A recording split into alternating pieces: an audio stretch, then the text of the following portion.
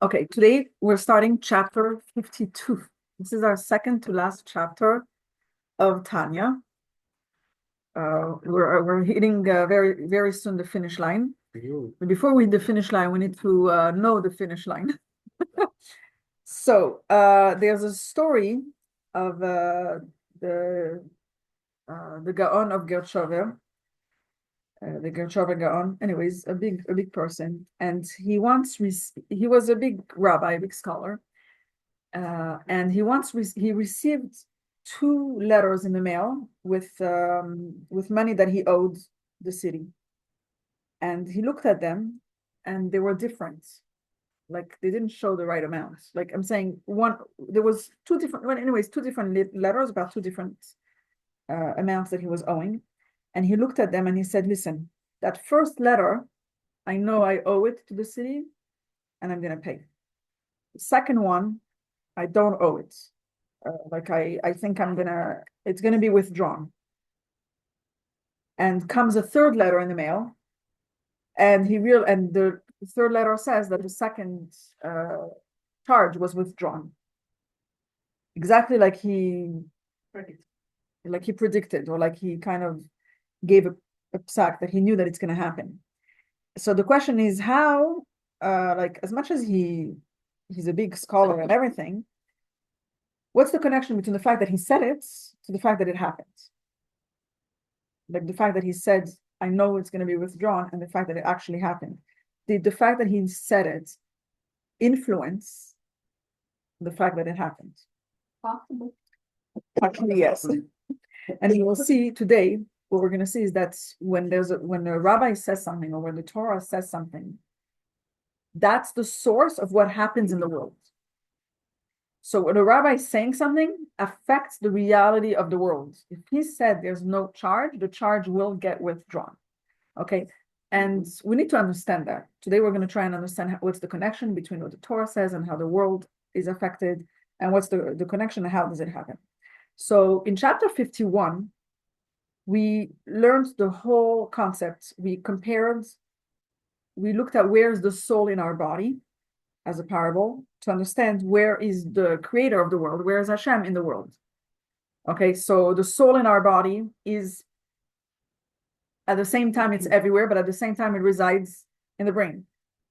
And from the brain, it influences the whole body. But at the same time, the soul is lively in every part of our body, the same amount. And the same thing with the world. We see that Hashem is everywhere, but at the same time, he affects the world from a certain spot stronger. Like, yes, he is in Jerusalem, in the Holy Temple, more than in other places. And we didn't fully get to understand it, and that's what we're going to understand today. So we're going to understand today, in this chapter, how literally the Torah is that brain of the world.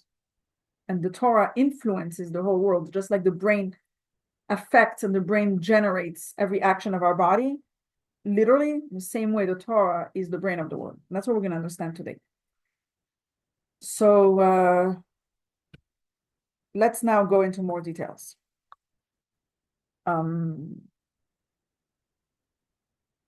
I prepared some PowerPoints today for you too, because I want everything to be a little bit more clear. So 1 second. Give me a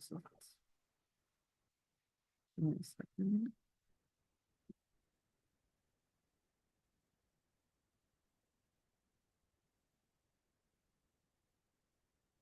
Okay, you have here a little chart. So we learned that there's three parts, like we learned about the soul in the body, and then we compared it with Hashem in the world. Okay, there's in three ways we see how the soul is connected to the body and how the soul is affected by the body. So let's talk about the soul in the body first.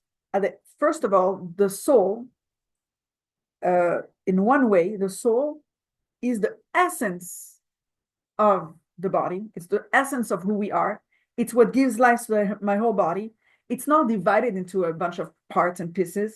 It's one soul, one, and it's everywhere in the same intensity. It gives life to my hand, the same much it gives life to my feet, the same much it gives life to my mouth, to talk. My soul is everything that's lively in my body is the soul, and it's the same much everywhere. Clear? So let me write that down. Okay, it's 1, and it's the same much everywhere.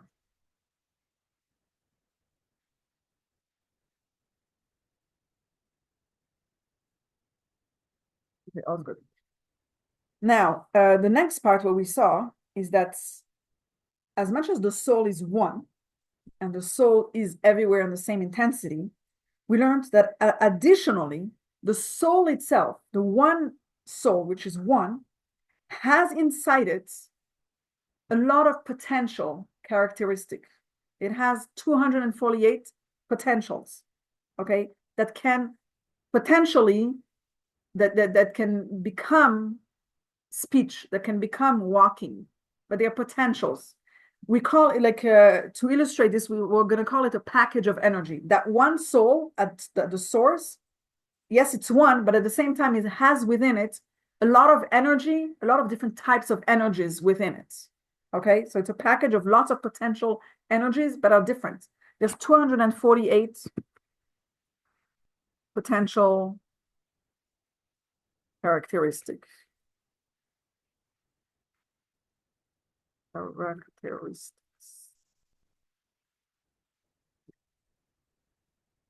So that's still one soul, but it's like a package of energy that has a lot within it. Okay, it has within it the power to hear, the power to speak, the power to see, the power to walk. It has all the powers in it, in that soul.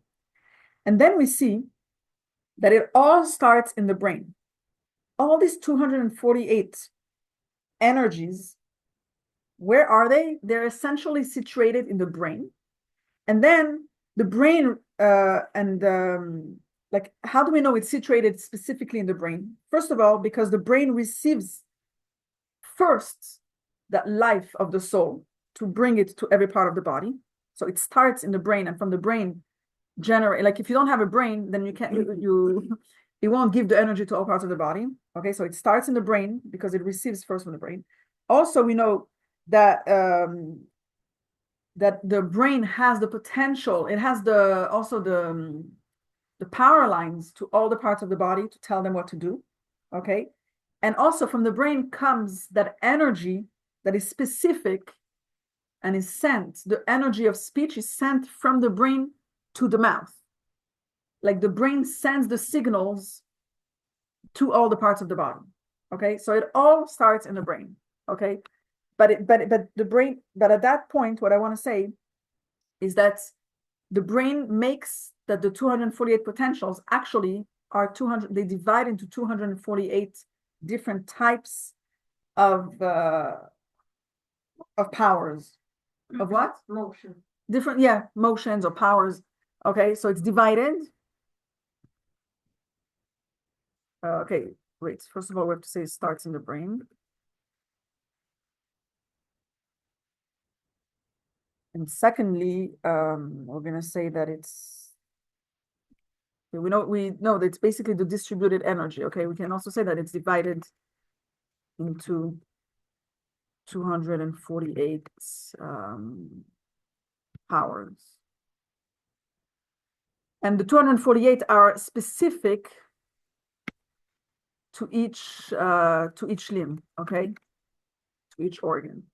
Okay, so it's each one, like, it's literally divided. Like, there's gonna be the power of vision, speech, walking, like all these 248 powers, and it's divided and it's sent to all the different limbs. And that's how the body functions. Okay, you see that? Very nice. Now that it's clear that it's all controlled by the brain and everything, it starts and it's controlled, I should say, really. Starts and controlled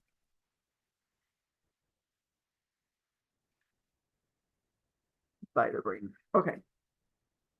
I think my chart fell off the page. Give me a second. Okay.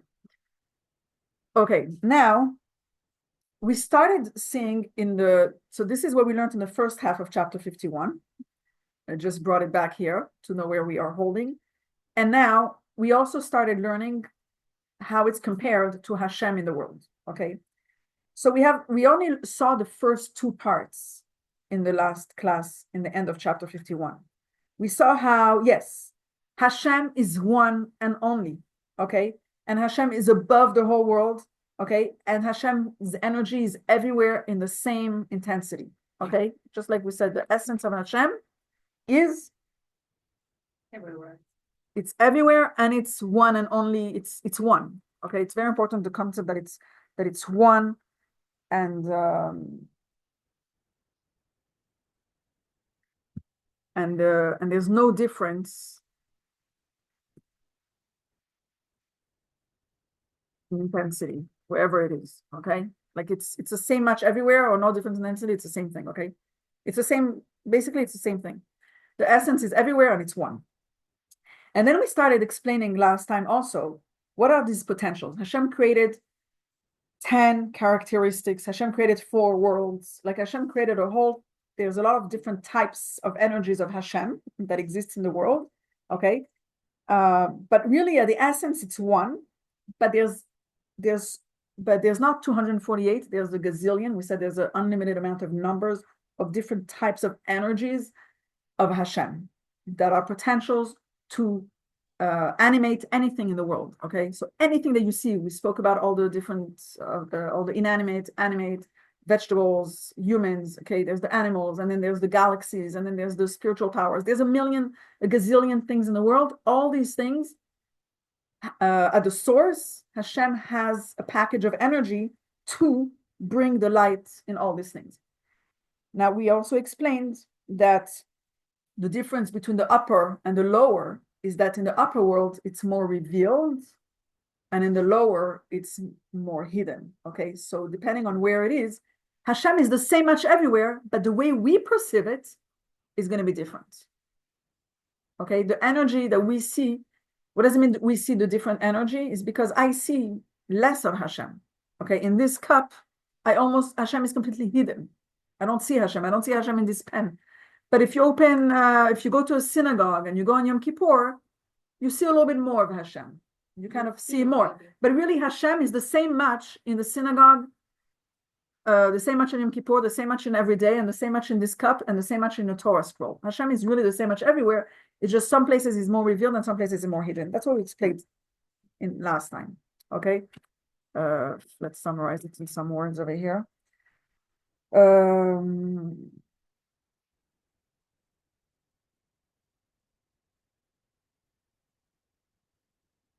Okay, energy. I mean, maybe it's not how we see, it's how we feel His presence. We feel more as a synagogue. Yeah, feeling, That's seeing is the not same seeing. thing. Okay, feeling and Right? seeing in this case is about the same Seeing concept. is something that Seeing means eyes can also lie, right? Some people like, no, because when Mashiach comes, we're actually going to see Hashem. okay, but right So now, that's because he's revealed. Because right now he's hidden. That's why you only right, feel it. right now we don't see. Okay, according to all the fact, we're, like, recipient. arguing about the quality. Some people have different. Okay, infinite energies. Okay, I'm not writing the whole thing here, but you got the point. Okay, now the way it's controlled, infinite, sorry. Now the way it's controlled with the brain, like that whole concept of where is the brain, and how does the brain use all these energies that Hashem created? All these energies they're all potentials. It's a package of energy in a potential form right now. And then there's a brain that's going to distribute it in the whole world. How does that work? That's what we're going to see today. What is this brain? How does it get distributed in the whole world, in all the different items in the world? Like, what's the secret? What is this? We understood how the brain is going to help the soul spread into the whole body. We understood that. But today we need to understand what is the brain of Hashem and how does that spread into the whole body of the world? Okay, that's what we're going to be understanding today. This is chapter, I'm not writing anything here, but I'm just writing that this is what we're going to learn today. It's chapter 52. Okay, now you understand where we are? Trying to understand how the distribution of the energy of Hashem happens through the brain and what is the brain. Okay, so we know that it all happens in the brain. So the Alter Rebbe here is going to come in and he's going to explain that there's a brain of all the worlds. And what is the brain of all the worlds? Actually, I have another slide for it, but I need to make it bigger. Okay, you see here you have 7, you have here 10 sfirot, the 10 characteristics, whichever one you want to see. There's 10 of them here, the 10 pink ones. The brain is the top 3. Chochma Bina Da'at. Chochma Bina Da'at is in the intellectual ones, the intellectual powers. So the Alter Rebbe says that that the brain is Chabad, is Chochma Bina Da'at, which is remember, knowledge, understanding, and internalizing, those 3 steps. Okay. So the wisdom of Hashem, the fact that Hashem and the intellect of Hashem is the source of all the light of Hashem in the world. That's the source, okay? So the intellect of Hashem is the source for the whole world. Now, what is the intellect of Hashem? What is Hashem's wisdom? What does that mean? Let's try to understand it further. So what do you think it is? It's pretty simple, but what do you think it is? What is this intellect of Hashem? What is this wisdom of Hashem? Hashem gave it to us. Hashem gave us his wisdom. What is it? It's the Torah, okay? He gave us a Torah, he gave us the mitzvot, and that is the expression of Hashem's wisdom in the world, okay? The wisdom of Torah, the intellectual, like everything that's in the Torah, comes from Hashem's intellect, okay? Everything that's written in the halacha, all the laws, come from Hashem's will, okay? Everything starts at originally, it's Hashem. It's Hashem, and he expressed himself in the Torah. The Torah is his wisdom, and the things that we have to do and not do, everything that's in the Shulchan Aruch, everything that we're meant to do or not do, that's Hashem's will, an expression of Hashem, literally.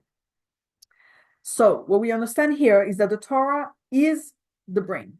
The Torah is literally the brain, and that's the source of the light that's spreading into the whole world. Just like the brain is the source of the energy coming, the source of the soul spreading into the whole body. Okay.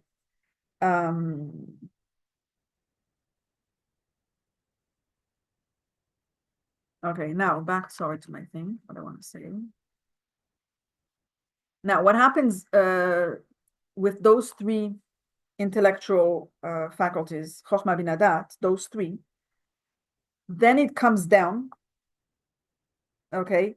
It's very important for you to understand that it comes down into all into the emotional attributes as well. And then it comes to the bottom one here, where you see Malchut. Malchut is like royalty.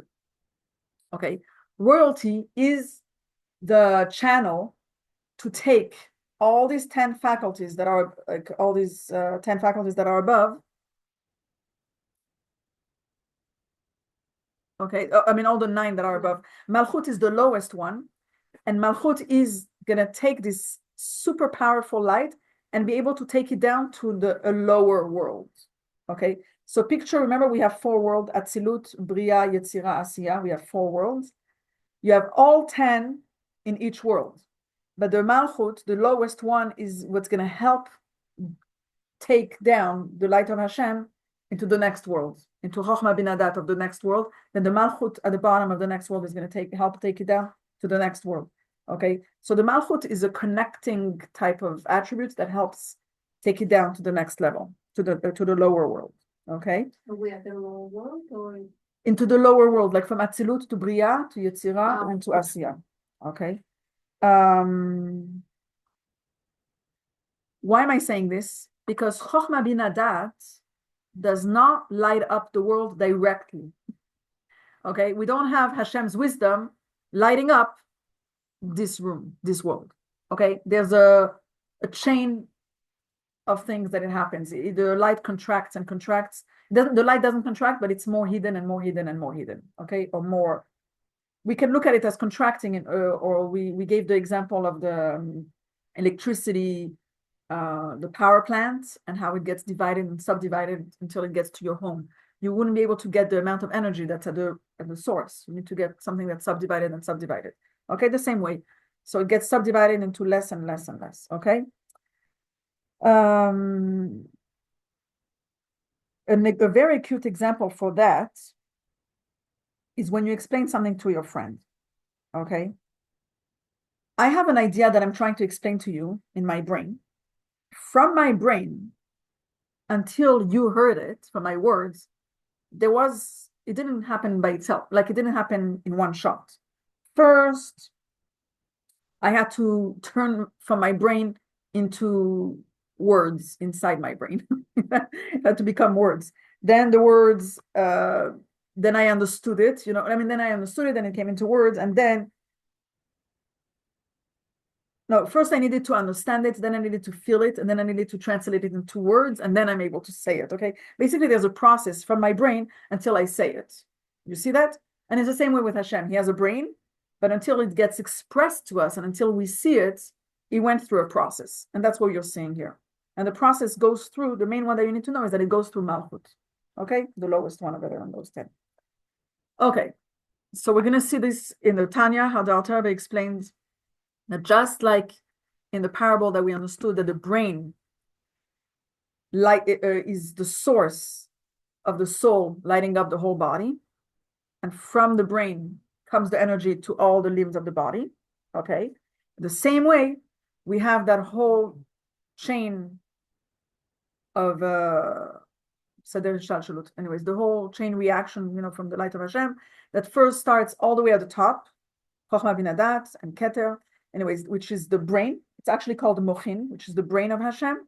And then it comes down and it's expressed how? In the Torah and the mitzvot. Okay? And through the Torah and mitzvot, that's how Hashem's wisdom is expressed into every part of the world. Specifically, you'll see that the mitzvot are done with like such physical things. When I do something with this cup and I say a bracha with this drink, that's how I technically bring Hashem's wisdom into this cup. That's how it's connected, because I have a mitzvah of saying a bracha. That's how it gets expressed here. Okay, but we'll explain it soon. Okay, let me first show you the Tanya.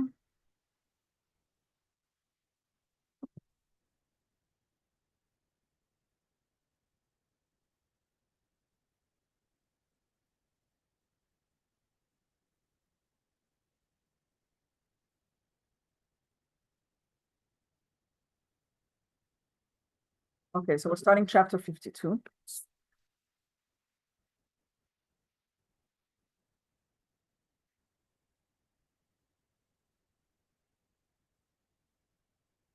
Just as the human soul, the principal manifestation, just as in the human soul, the principal manifestation of the indiffused vitality is in the brain, while all the organs receive merely a light and potency with which radiates to them from the source of the manifestation of the said vitality in the brain. So just like by the human body, the soul all starts in the brain. So indeed, figuratively speaking, is the essential manifestation of the general stream of vitality animating the worlds and the creatures therein, closed and contained in his blessed will, wisdom, understanding, and knowledge, Chochmah Bina Dat, which are called Mochin, intelligence. And these, Chochmah Bina Dat, are clothed in the Torah and the mitzvot. The manifestation of this general flow of life, which is similar to the undiffused stream of vitality found in the brain, takes place, as the Alter Rebbe will soon say, when the flow from intelligence descends into the sphera of Malchut. The manifestation is the source of the vitality which the worlds receive, each one in particular receiving, but a diffused glow that shines forth from this source. In a similar manner to the light that radiates from the sun, by way of example, where the rays are but a diffused glimmer of the sun's essence, or as the faculties of the organ of the body derived from the brain, as discussed above in the previous chapter. Okay, so another example we have for that, by the way, is that the light, like, do you say the sun, like as the sun gives light, but the sun itself is not light. Light is as soon as the light left the sun. As soon as it's something outside of the sun, then it's light. But the sun itself is just fire. And it's the same way with Hashem. Hashem himself is just like a fire. But what we see is the rays of light, or, the way Hashem expresses itself. Hashem shows himself in this world. I just want to give you a cute anecdote about the importance of what's happening in our head. This is about Rabbi Chaim Moshe Alperovich. He was a chassid and he was a scholar and he had Yirat Shamayim. He had a fear of God, and he was working for a company, a building. They were in construction company, and he was carrying big blocks, like very heavy blocks of whatever stuff. And his style, if you would look at him, he would definitely fit better in an office. He's a very smart person, doesn't need to be carrying physical heavy things. But that's what he was doing. He was literally working physically. And one day, finally, he got a promotion he was promoted to work in the office. And the director comes to him and tells him, you know what, now you can start working in the office. And he says, no, I want to stay with the blocks. I want to stay with carrying. He didn't want to leave what he was doing, and he didn't want to go into the office. And the director said, why? Like, how come you don't want? Like, it fits you much better. He says, listen, when I do this physical work, my head is available to learn Torah. And that's why a whole day I can think of Torah in my head. But if you put me in the office, my brain is going to be thinking about all these, all this accounting and all this other work, and then I'm not going to be able to learn. He wanted his brain to be available for Torah. Okay, that's just a cute anecdote. Anyways, now we're coming to a little bit of a Kabbalistic part of today's class, but it's very interesting. In Tanya, really nothing is new. Everything comes from the Kabbalah, from the Zohar, from Rabbi Shimon Bar Yochai, whatever, from the Kabbalah. And not just that, even Kabbalah didn't make anything up. It all starts at its origin from the Torah, from the Tanakh, from the Torah and Nevi'im Ketuvim, like it all was already written there. It's also, a lot of the items were found, whatever, from the different sages that were saying it and different, it's all found there. But then the difference is that the Kabbalah came and used different terms for the same thing. Okay, so you can have the same concept in the Torah, but then the Kabbalah came and gave it new terms to explain a Kabbalistic concept. Okay. The reason the Kabbalah is doing this is to bring a different picture to what the thing really is. Like, I'm telling you a plate, but if you see what's underneath the plate, there's a Kabbalistic concept going on over there. Okay, so for example, the Kabbalah talks about, Chesed and Gvura, which you're very familiar with. Those things are definitely mentioned in already the words of our sages as the midah of Chesed and the midat hadin, which is like, we have it even in all the prayers and the concept that Hashem has a side of him that's kindness and a side of him that's severity. It's called Chesed and Din. So in Kabbalah, it's used as Chesed and Gvura. Okay, now in the Torah, we already have those terms as well. We have a few different names for God. We have the Shem Havaya, the name Yud Kei Vav Kei, and we have the Shem Elokim, the name Elokim. We have a few ways of calling Hashem. You have it in the prayer. You have Ado and Nai, and then Elokim. Okay, you have a few words. And in the Torah, when it says that there's two names for Hashem, Rashi in the Torah explains that it's because it's two different characteristics of Hashem. Because Hashem sometimes presents himself with the attribute of kindness, and sometimes Hashem presents himself with the attribute of severity. That's why we have two names of Hashem. So it's really at the origin in the Torah, and then the Kabbalah brings concepts to explain what they are. That it's really different types of how Hashem presents himself. And the same way we have also there's a halacha that the sages brought, that there's 7 names of Hashem that can never get erased.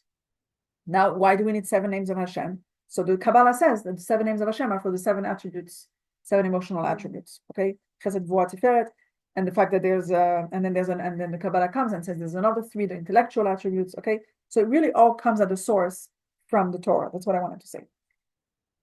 Also, there's a midrash, which is a deeper part of the Torah, that says that the neshama has 5 names, nefesh, ruach, neshama, chaya, yechida, which are really the 5, like the 5 names of the neshama are really the 5 levels of the neshama, how deep it is, in the neshama. Like there is 5 layers of our neshama, and the Kabbalah brings them as 5 layers, but they're all really brought in the Torah as 5 names, and then the Kabbalah is bringing and saying it's 5 levels. Okay, and we have now. Why am I saying all this? Because now the Alter Rebbe is going to bring that there's 8 different names and 8 different types of Hashem's Shechina, Hashem's light in this world. Okay, so I'm going to show you some of them. I'm going to try and explain some of them, and you're going to see how the Alter Rebbe is going to mention them. He's going to mention 6 of them, and in the continue 8. There's a total of 8 ways of Hashem. The way Hashem basically, it's not the way Hashem presents himself in this world. Okay, the way we see, the way basically not present himself. Basically, Hashem's light will come based on the recipient, okay, the vessel. So Hashem will show himself in different ways based on the different characteristic receiving him. Okay, so there's 8 different ways that Hashem shows himself in this world, or whatever you want to say it. So anyway, he's going to mention them. Let me show them to you. I wrote them all down for you here. I'm going to explain them to you, but I don't want it to be completely abstract here. Oh, here are the 8 things. Wait, they were here. 8 names. Okay, so I'm going to try and explain some of them here. We'll see they're all in the part of the Tanya that we're going to read soon. So the first one, he mentions the first 4 that are in the first line that I put here. Alma Deit Galia. Okay, it's Aramaic words that in Hebrew means the world that's revealed. You can see in there the word Gilui. Okay, it's a revealed world. Okay, versus a hidden world. Okay, so where is the world revealed for Hashem? It's really Atzilut. It's like the highest world technically. Okay, it's where Hashem's where Hashem is at its essence in a very revealed way. Okay, and you can see Hashem so clearly, just like you see the water in the ocean. Okay.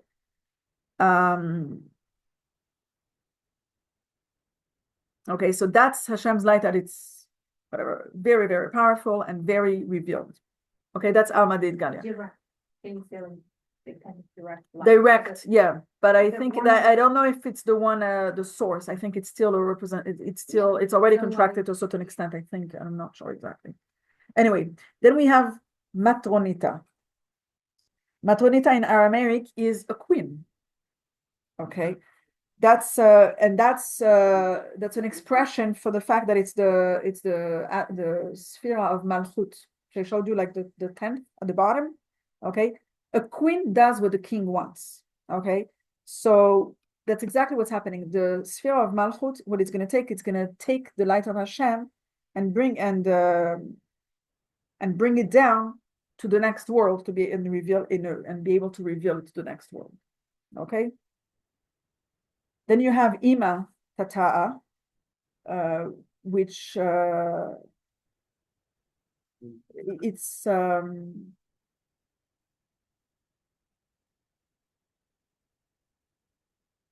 it's higher versus lower, and it's Bina, which is the intellectual versus Malchut. Okay, it's basically this name symbolizes the fact that according to Malchut, from Malchut comes a very specific light of Hashem for the world where it's being receiving it. Okay, why is it Ima? Wait, why is it Ima? It's just like a mother that's influencing each child differently. So that light is going to be corresponding. Malchut is going to be responsible to correspond the light of Hashem corresponding to the recipient. Then you have Shechina, which we're more familiar with. We know Shechina comes from the Torah, where there's we say they should make a residing home for me because I want to reside in there. The idea is that Shechina means I'm residing in there. I want to reside in a specific place. Okay, we're not talking about Hashem himself, which is higher than the world. We're talking about a level of Hashem that wants to come down and be in a specific place according to the recipient place. Can okay. Shechina be a small place? Like I read somewhere. Yeah. Shechina can definitely be a small place. It's our house. Synagogue, it can be Shechina, let's say It says even in our bedroom, it says that when a couple is holy, then Hashem's Shechina is in the couple's bedroom. Yes, is within the couple. Shechina is something that's very used as a term. We use it all the time. I think that's one that we're very familiar with because it's the way that we bring Hashem down here. When we do a mitzvah, we bring Hashem's presence here. Shechina never left Jerusalem, like in those holy places, the Shechina is there. Absolutely, yeah. Okay, so those four, are the way that Hashem is in relation to the world. Then we have two more that he's going to mention, the two on the bottom left here, Em Habanim and Knesset Israel, in the way that Hashem relates to us, to the souls. Okay, so Em Habanim, mother of the children, is the source of Hashem of the neshamas of the Jewish people. Okay, which are and the Jewish people are called banim, we're called children, and those are and actually when we talk about Em Habanim, we're talking about not simple neshamot, we're talking about neshamot of Atzilut, very holy neshamot, like like the forefathers or like. And it doesn't have to be, like our imaot. No, it's symbolic. No, I think it's mostly symbolic. I'm sure you can go deeper into it to understand the name of it, but I'm just giving it to you a quick rundown, just because he's mentioning them here. Then Knesset Israel is actually mentioned a lot in the words of the sages throughout. It's including all Jewish people. In Kabbalah, that concept is the fact that Knesset Israel is the source of the neshamat of all Jews that are not in Atzilut, but in Bria, Yetzira, and Asiya, which are like servants of Hashem. Okay, and that's why it's including everybody as one. So those two are mentioned. And there's another two that are not mentioned right here. One is they're going to be mentioned in the continuation.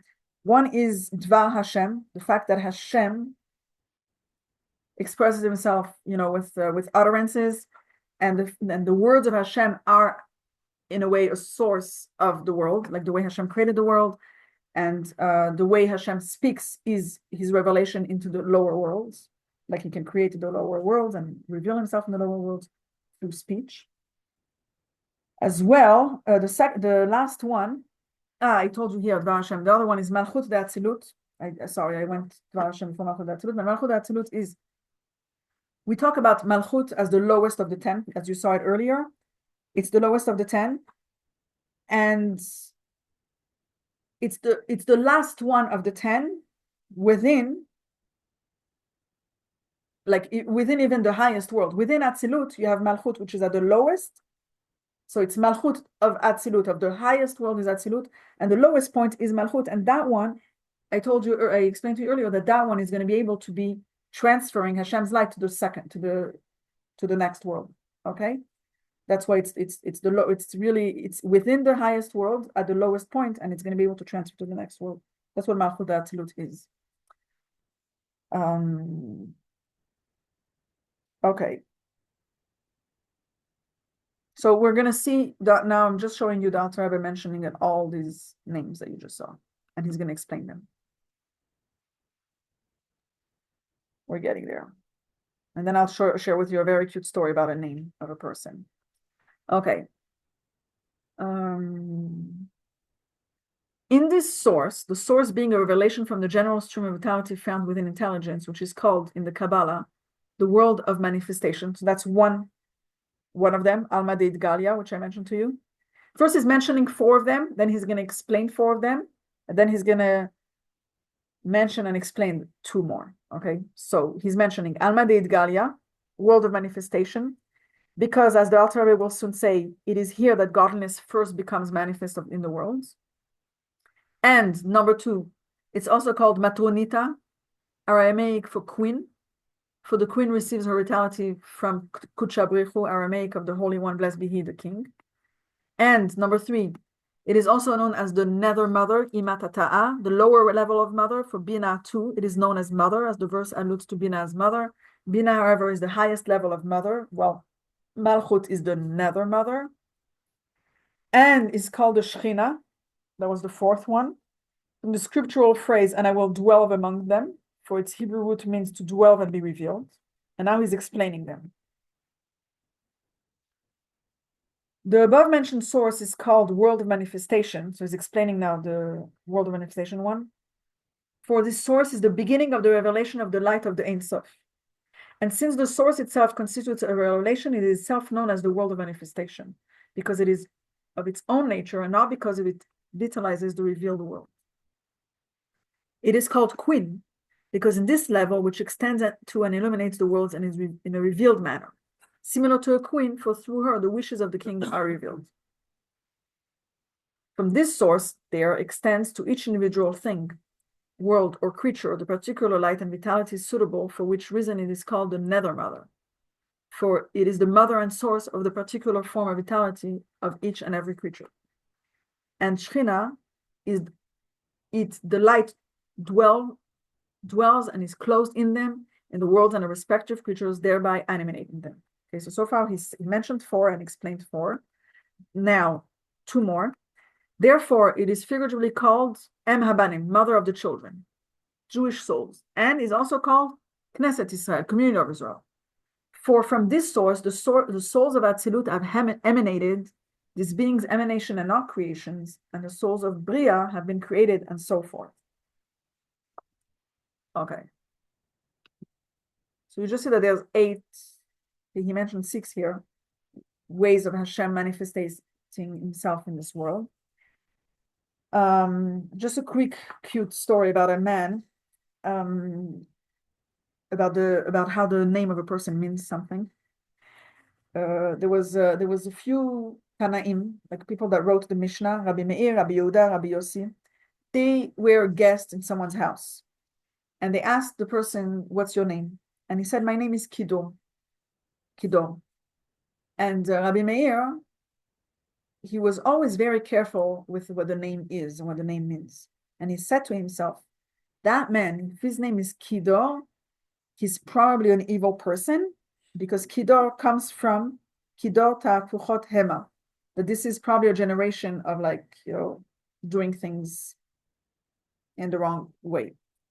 Anyways, they were there for Shabbos, and before Shabbos, the two other Tanaim, Rabbi Yehuda and Rabbi Yossi, they gave their wallets to this man, to this host. And Rabbi Meir was very suspicious of this man because of his name and did not give his wallet.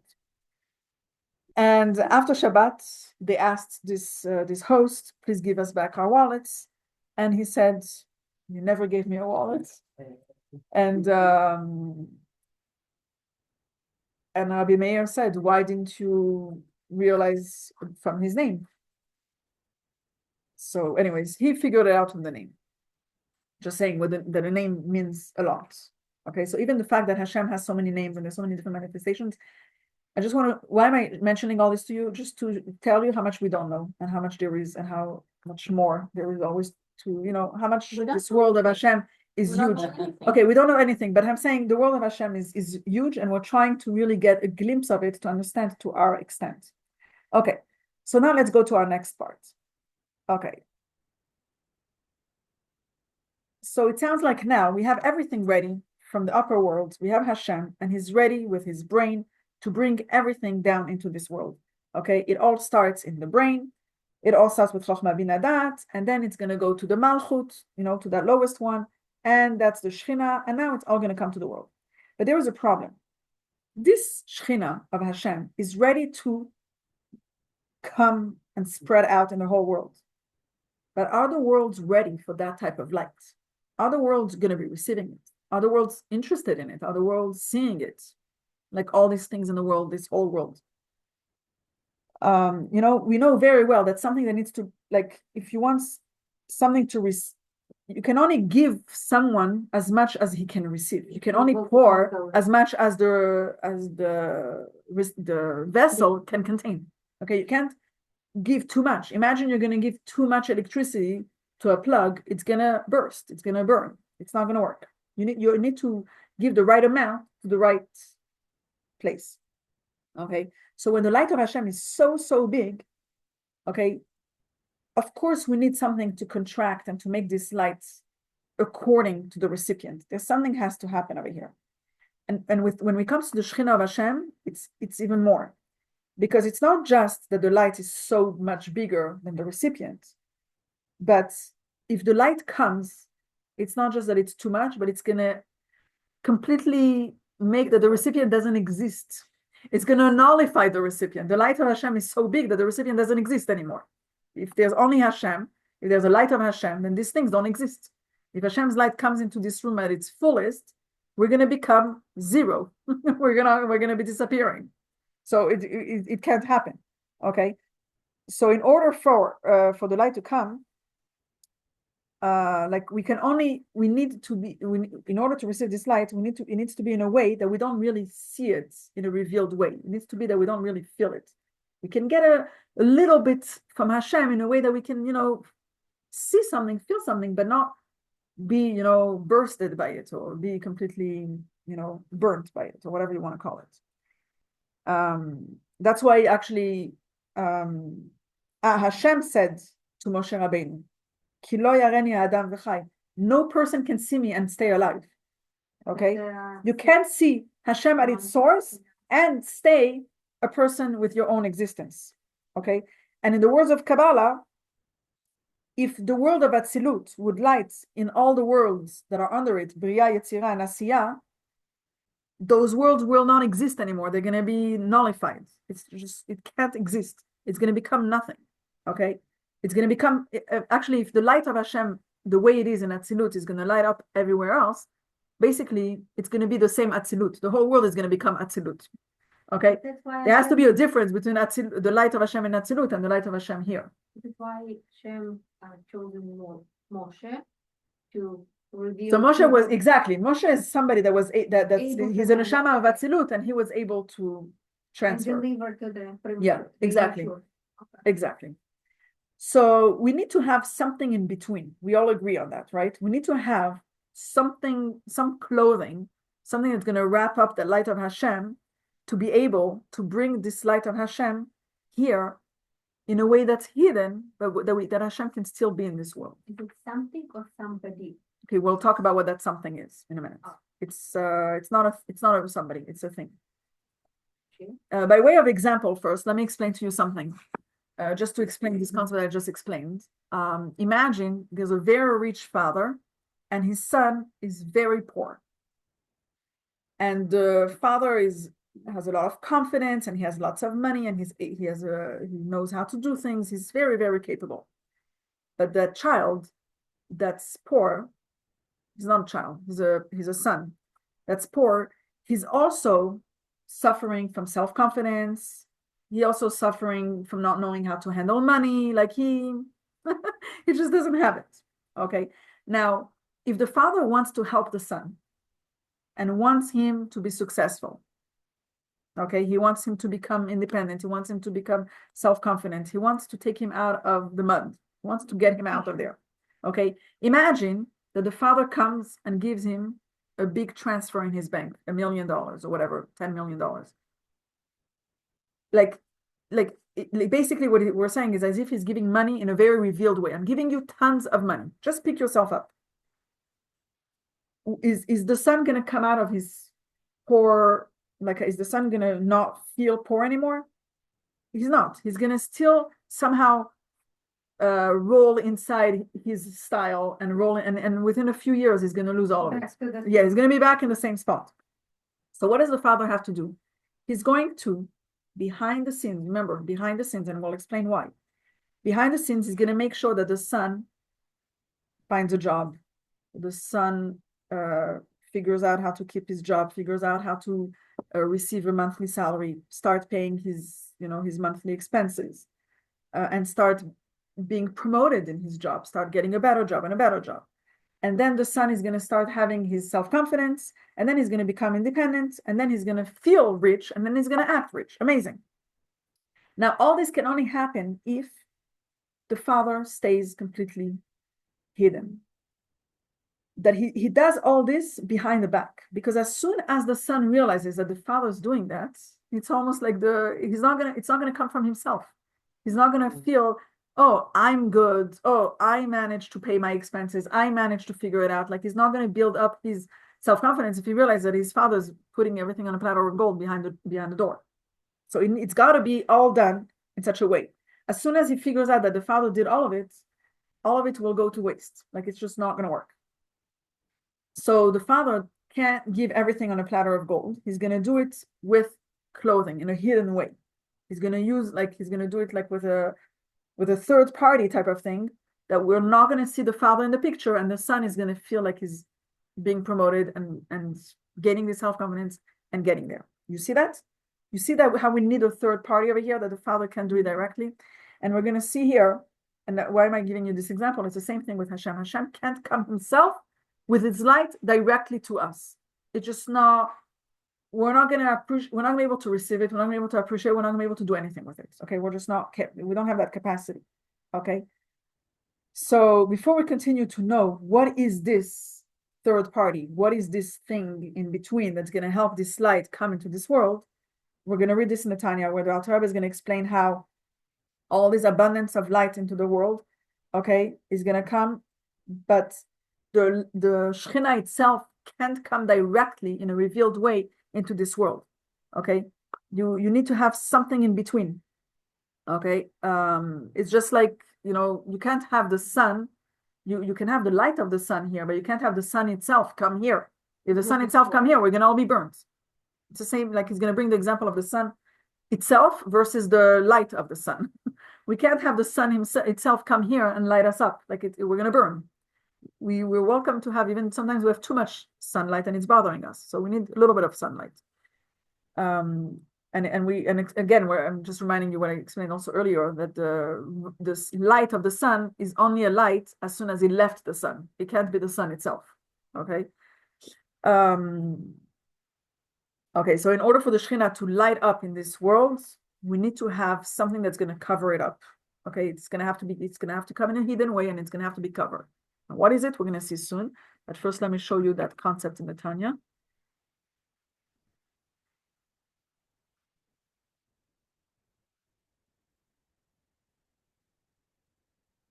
All of them, all the worlds, creatures and souls, being derived only from the extension of the vitality and light which extends and streams forth from this source, which is called Shekhinah, in a manner resembling the radiance of light from the sun, this radiance being but a ray from its source. But as for the Shekhinah itself, namely the origin and core of the manifestation whereby the blessed Ein Sof illuminates the worlds and in a revealed form, and which is the source of all streams of vitality in the worlds, their entire vitality being no more than the light which is diffused from it, like the light radiated from the sun.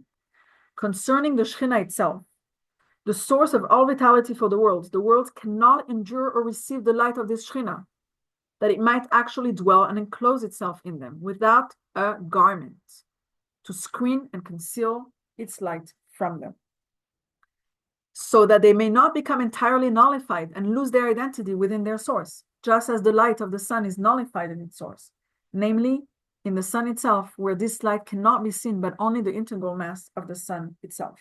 Okay, so you understood, you can't have the sun, can't have that light itself. You need to have a garment, you need to have a clothing, you need to have something covering it up so we can receive it here. So what is it? What is this garment? So before I give you the answer, I want you to understand the fact that we're bringing everything. There's a concept of a parable, like an analogy, and then the way we take it. In Hebrew, we call it a mashal and then an imshal. Okay, like an example and then an understanding. Everything is like that. So the nimshal is really the actual lesson that I want to teach you. But we use an example that you understand at your level for you to get it, right? Yeah, like we can't understand, like, just like if I would try to explain to you the whole concept of Hashem's light spreading out in this world without the example of the brain in the body, it would be very hard. The brain in the body is an example that the Alter Rebbe brings to us to explain the concept of Hashem lighting up the world with a brain, which, okay, so the whole concept of this brain, we understood it because there was this example and this analogy and then an explanation. Now what I want to say is that what happens is that very often we cannot understand the real concept without the analogy. Okay. And even the real concept, you would even after the analogy is explained, you can't understand the real concept without thinking about the analogy. Like we're all the times referring to that brain and the body, like in our like the way we're made, because our capacity can only understand our physical bodies. And I tell you a brain, you get it. So even when I tell you about Hashem, we can't fully get the Hashem itself. We can only get the brain. And what happens is that that concept of a brain, like that concept of this mashal that we brought, this analogy that we brought, is covering up constantly on the actual concept.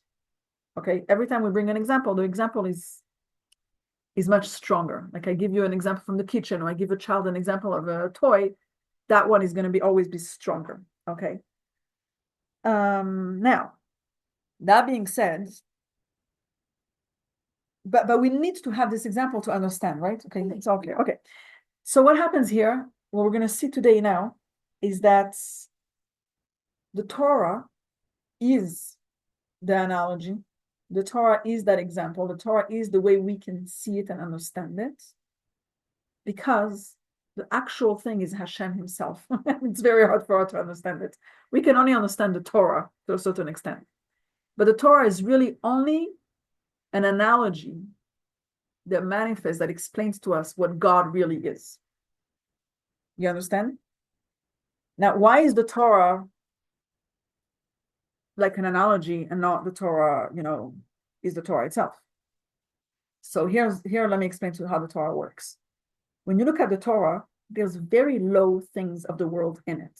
Torah talks about dead, like the animals.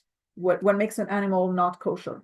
Different parts of his bodies that have defects, like something that you find in his lungs that makes it not kosher, like things that are very physical, very low. We also talk about fights between people that in business. The Torah talks about what to do, when there's people that disagree with money, how do we deal with it? What do you deal with when somebody's lying to another, when somebody's not saying the truth? Okay. Well, it also talks about businesses and weights. Like in the olden days, they were like putting weights to weight different items, and they were the weight would have a different amount than what it actually weighs. I remember that part. Yeah, you remember that? Okay, so you can have so the Torah talks about all these things. Okay, literally how you can fake different weights. All this, it's very Fake, I don't know. Fake. no, not fake. What I'm saying is that No, but I know like was the the weights. Yeah, Yeah. the weights. But some people use them and wrote the wrong number on it. No. Okay, it could happen, and the Torah deals with that. The Torah deals with that. Okay, I'm saying all types of problems that can happen in businesses, or all times that can happen with animals, with people. The Torah, when you open the Torah, it talks about very simple things of our physical world. Okay, you open a Shulchan Aruch. Okay, and in the first two, from the first three things that we talk about in the Shulchan Aruch, the two of them talk about how we get dressed. Okay, how do we put on our shoes? That we should first start with the right side, and then we should put the left side. Literally, like how do we get dressed? And how do we go to the bathroom? Okay, how are we supposed to behave in a bathroom? Literally, it talks about that in the Shulchan Aruch. Okay, so so when you open a Torah, when you open a Shulchan Aruch, it talks about very, very low things. So at first view, it seems that the Torah talks about very physical life, very physical things. Okay, and sometimes you can learn Torah and be so focused on the actual things that the Torah talks about that you can forget that there's something much higher, that there's a God over here. Like you're not talking about the Torah, you're talking about how do I get dressed, how do I eat, how do I sleep, how do I do with my business, and you forget that there's a Torah. And some, like literally. Now the truth is that this whole Torah is just like an analogy to the real thing. Okay.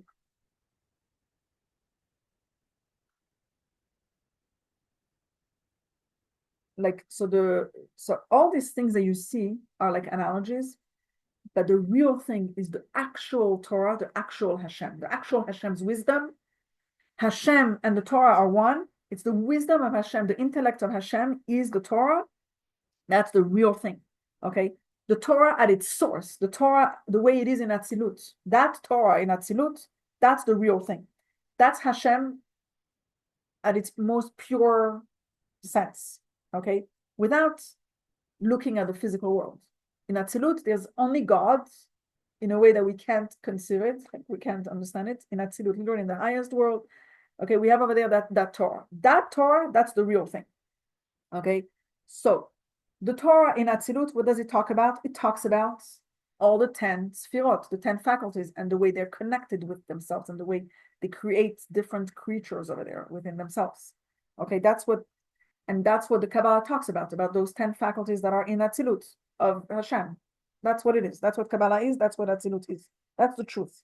Okay, so what we see here, here's what we see, something beautiful, and that's the real lesson of today. Finally, we're getting to the point of it. Is that the revealed part of the Torah, okay? What we see in the Torah, it's really Hashem took the Torah itself. Hashem took his wisdom at its source, at its highest level. Hashem took that and clothed it, put on clothes, put on some third party, and put something on it to bring it down to us in this world, okay? That's why he made that we have so many laws and so many rules that talk about all these physical things, okay? And those very physical things that Hashem clothes himself in the halacha, in the Torah, and all these things that we read and that we understand and that we do physically, they're really expressing the way Hashem is, like the principles of Hashem at its source in Chochmah of Atzilut, in the intellect of Atzilut. Okay, they're really a manifestation of Hashem in Atzilut. Okay, so the Shlach HaKadosh said that the Torah talks in the upper world and is hinted in the lower worlds. Okay, like the real thing is there, but here we have hints of it. All these mitzvot that we do with these physical things, the manifestation of what's going on over there. For example, we spoke about putting on clothes first on the right and then on the left. That's what the Shulchan Aruch tells us. Start putting your right shoe and then your left, like your right arm and your right sleeve, then your left sleeve. Okay, that's just the parable. The real thing is the fact that the right side is chesed, and we want to have chesed first before gevurah. We want to start with chesed, and that's why we do this way. So it's really a manifestation of what's going on above, but we do it here in those physical things. Okay. But everything in this world. I remember my grandmother, I don't know why, the new place if you walk in, always make sure you like walk in with the right foot. No, it's coming from somewhere. But what we see here is that the parable, this mashal, the fact that we're doing all these mitzvot and all these things, they're hiding the truth. When we say the right first, we're not seeing Hashem, we're not seeing the chesed, this is like all above us. We're just seeing the right hand and the right sleeves and the right socks. That's all we see. And we don't always see, we barely ever see the source, the spiritual source of each thing. But there is a spiritual source of every single thing in this world. There is. It's there. Now we're going to understand why the revealed Torah can be that clothing through the Torah. We're going to know by doing the Torah, it's a way of bringing the light of Hashem in this world. Because on one hand, yes, the Torah hides the true wisdom of Hashem because it's talking about such lowly stuff. But on the other hand, the Torah itself expresses Hashem's intellect. And that's why we're saying the Torah is the brain and the source of the whole world. The Torah, the wisdom of Hashem, is the brain of Hashem's light in the world. How do we find Hashem's light? How do we spread Hashem's light in the world? How does everything function in the world? Through the Torah, through this brain. Okay, so the lesson of this is super powerful. But let me read to you this last part of the Tanya for today first.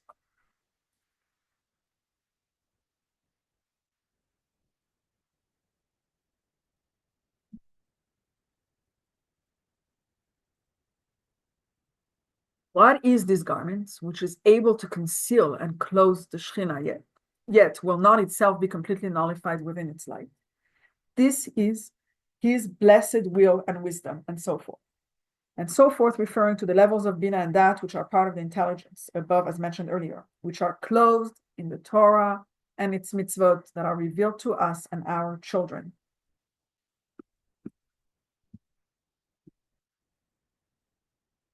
For the Torah issues from wisdom, namely Chochmah Ilah, supernal wisdom, which is the level of Chochmah of Atzilut, that is immeasurably higher than the world of manifestation, which is the Shekhinah. For he is wise with the wisdom of Chochmah and of Atzilut, but not with unknowable wisdom, and so forth. And as has previously been explained, the infinite light of the Blessed Ein Sof is closed and united with the supernal wisdom, and he and his wisdom are one. Hashem and the Torah are one. So what is the brain of the world? The Torah.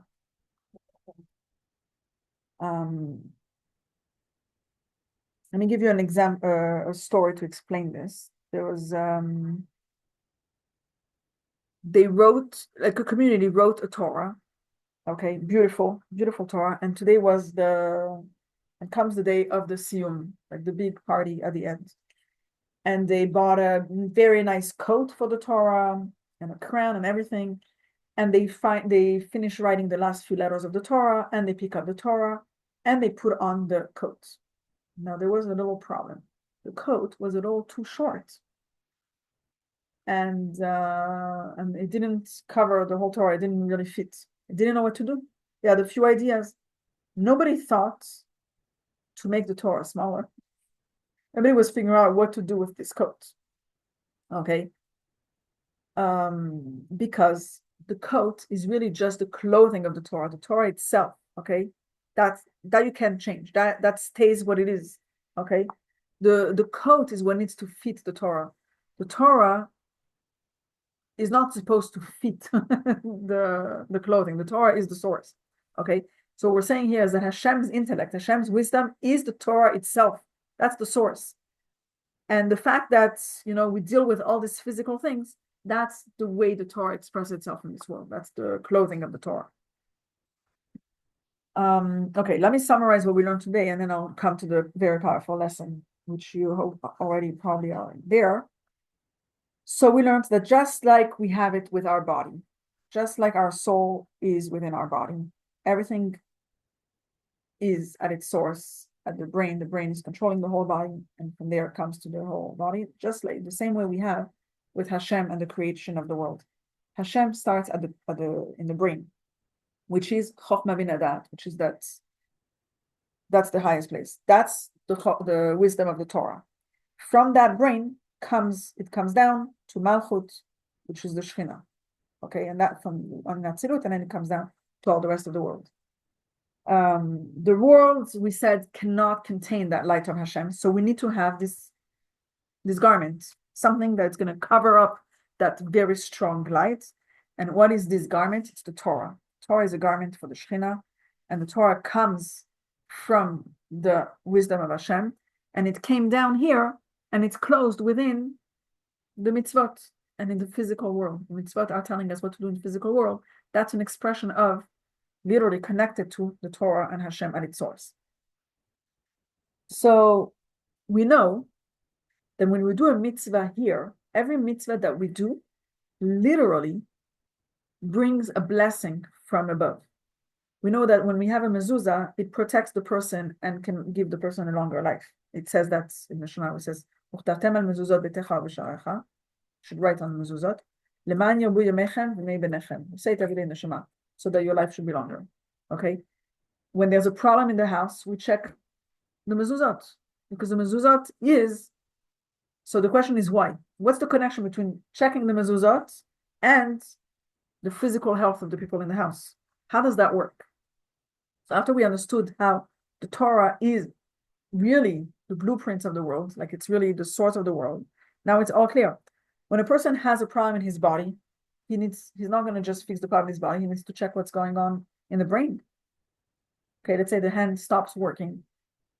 The problem is in the brain. The problem is at the source.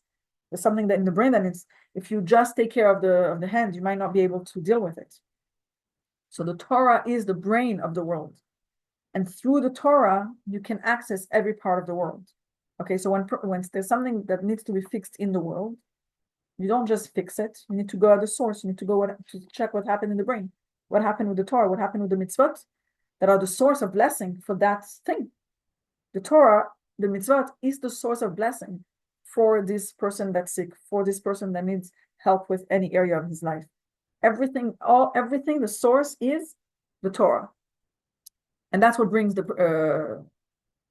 healing. I just want to share with you a very cute story I heard. There's this person that was looking for a shidduch for his daughter, and he was working, anyways, and I believe it's a story with the Rebbe that told him you should stop working on Shabbat,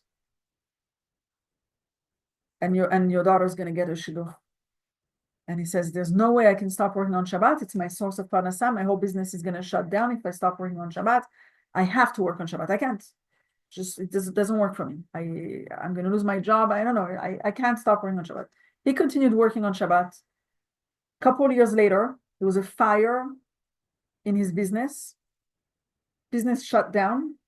A week later, his daughter got engaged. He didn't work on that following Shabbat, and his daughter got engaged. Now, we think that we know the source of blessing for different things. And that's exactly where the Rebbe actually comes in the picture. When he sees clearly the connection between this thing and the mitzvah that will bring the right, that will affect this part of the world. But we need to really realize from today's lesson how the mitzvot are so connected to the way it affects the world. The source, the blueprints of the world is the Torah. It's literally the Torah is the blueprints of the world. You can't change, you think you're going to change something in this world without looking at the Torah, without looking at the mitzvot, it's not going to change. You can't affect change that way. Everything starts and finishes and it is in the Torah. That's the brain. The brain of the world is the Torah and the mitzvot. So we learned today how the Shekhinah is in the Torah, and from there it comes to the whole world. And now we're going to understand a little bit more about the sequence of how the worlds work in different layers of the Torah. There's the Torah that has layers of Kabbalah, there's the Talmud, there's the Mishnah, and there's the actual Chumash. We're going to see how the Shekhinah resides in those worlds. Really, basically, we're going to see that they're corresponding to the 4 spiritual worlds. Okay.